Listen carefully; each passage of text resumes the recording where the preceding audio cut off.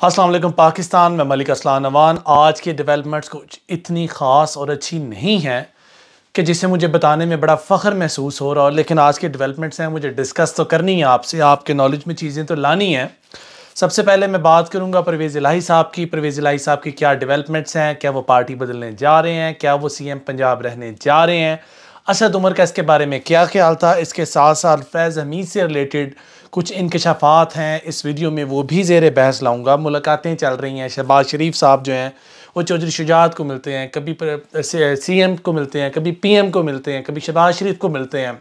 इसके साथ साथ अपने तमाम रवाबत और जो गारंटर उनके हैं उनसे मुलाकातें जारी हैं, मुफाहमत जारी है।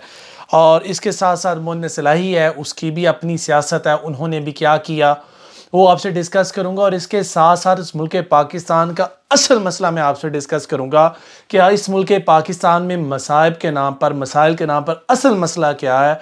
और इन तमाम चीज़ों से हट कर अगर मैं बात करूं तो जो इस मुल्क पाकिस्तान में दहशत गर्दी की एक नई लहर लाई जा रही है, इसको भी ज़ेर बहस लाया जाएगा। सबसे पहले तो मैं बात करता हूँ परवेज़ इलाही साहब की कि परवेज़ इलाही साहब जो हैं वो कह रहे हैं कि इस मुल्क पाकिस्तान में जब वो स्पीकर पंजाब असम्बली थे, उस वक्त फैज़ हमीद साहब ने उनके ऊपर बड़े मुज़ालम ढाए, उनको बड़ा परेशान किया, उनको बड़ा तंग किया।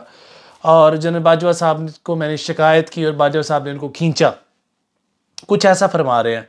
यानी कि इसका मतलब ये हुआ कि अदारों का सियासत से ताल्लुक़ है और बराह रास्त है बकौल CM पंजाब चौधरी परवेज़ इलाही साहब। और अगर ऐसे मामलात हैं और अगर मामलात इस नहज पर जा रहे हैं तो फिर जो हमारे इदारों का बयानिया है ये तो उसका जनाजा निकालने पर तुले हुए हैं। बाकी इससे आगे बढ़कर बात करें कि शहबाज शरीफ साहब जो है उन्होंने मुलाकात की जरदारी साहब से हालिया दिनों में, और जरदारी साहब ने मुलाकात की चौधरी शुजात हुसैन से। और चौधरी शुजात हुसैन जो है, अब देखिए खबरें सामने क्या आ रही हैं। खबरें सामने आ रही हैं कि वज़ीर आला पंजाब चौधरी परवेज़ इलाही को अपने कैंप में शामिल करने के लिए काफ लीग के सरबराह चौधरी शुजात हुसैन की ज़मानत मांग ली गई।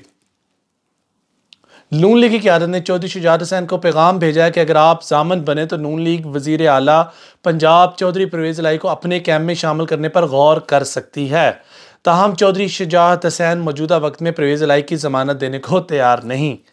रिपोर्ट में दावा किया जा रहा है कि असल में मामला चौधरी शुजात हुसैन और चौधरी परवेज़ इलाही के बच्चों में इख्तलाफात और दूरी की वजह से तातुल का शिकार है।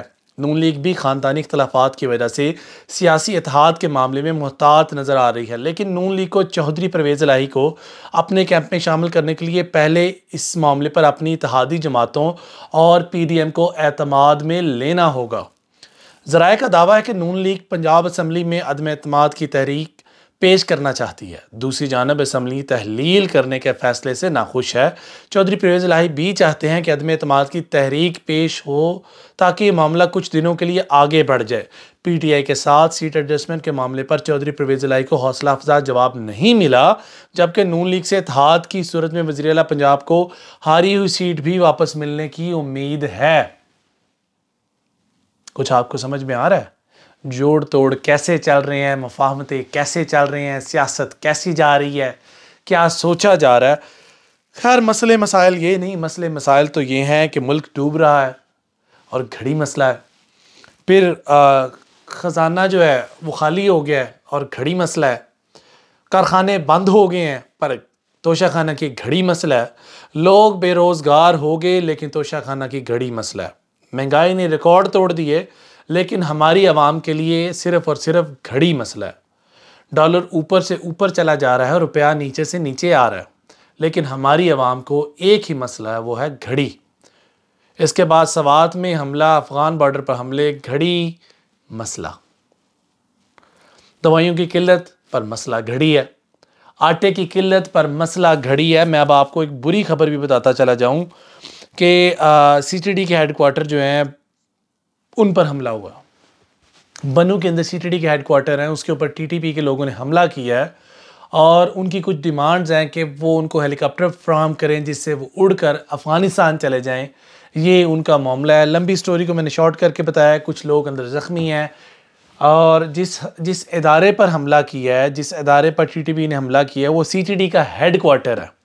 यानी कि हमारे हसास अदारों के हेडक्वार्टर्स भी अगर महफूज नहीं तो ये एक बहुत वाज़ेह पैगाम आम आवाम को दिया जा रहा है कि आप अपनी खैर मनाएं। एक तरफ हालात ये हैं कि मुल्क पाकिस्तान स्ट्रगल कर रहा है इकनॉमिकली, और दोबारा टेररिज्म की एक वॉर इस मुल्क पाकिस्तान में शुरू की जा रही है। पता नहीं ये प्लान्ड है कि अनप्लान्ड है, ये आने वाले दिनों में डिसाइड होगा कि अनप्लान्ड था कि ये प्लान्ड था।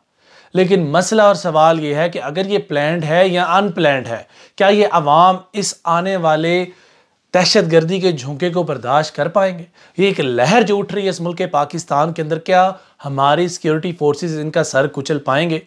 और क्या अवाम का जो एतबार है हमारे इदारों पर, हमारे इदारे बहाल करने में कुछ ऐसी पेशरफ्त कर पाएंगे?